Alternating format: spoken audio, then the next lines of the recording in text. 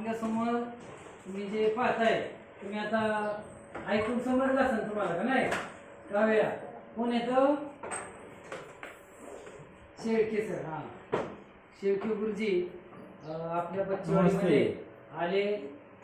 त्यांच्या खूप काही योगदान बच्चेवाडीमध्ये आहे आणि इतक्या वर्षानंतर सुद्धा बच्चेवाडीची नाळ त्यांच्याशी जोडलेली आहे.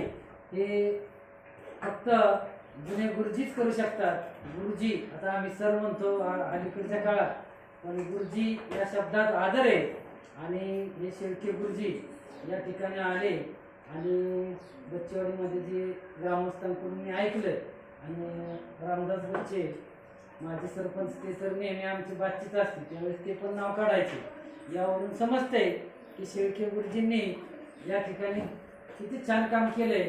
आणि त्या काळामध्ये काम करणं म्हणजे वेळेस काय नसणार आहे, हालाकीची परिस्थिती सर्वांची, शाळा व्यवस्थित नसणार आहे आणि अशामध्ये त्यांनी या ठिकाणी चांगला पायाभरणीचं काम केलेलं आहे.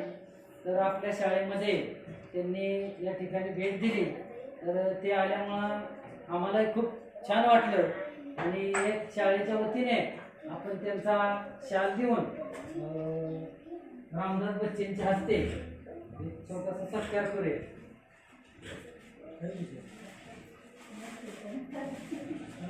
काय मिळालं? त्यांचे सगळे कुटुंब म्हणजे त्यांचे पत्नी त्यांनाही शाळेच्या वतीने आता अचानक आल्यामुळं हे नाही त्यांना